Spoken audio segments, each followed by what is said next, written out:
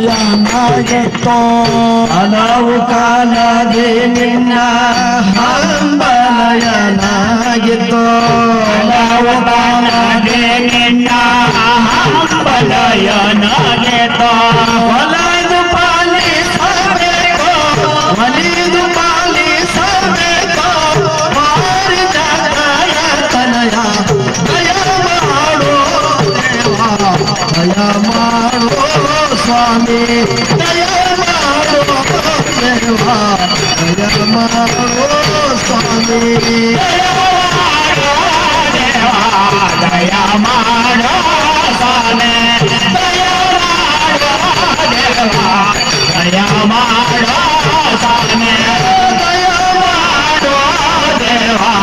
ದಯ ಮಾಡೋ ಸ್ವಾಮಿ ದಯ ಮಾಡೋ ದೇವ ದಯ ಮಾಡೋ ಸ್ವಾಮಿ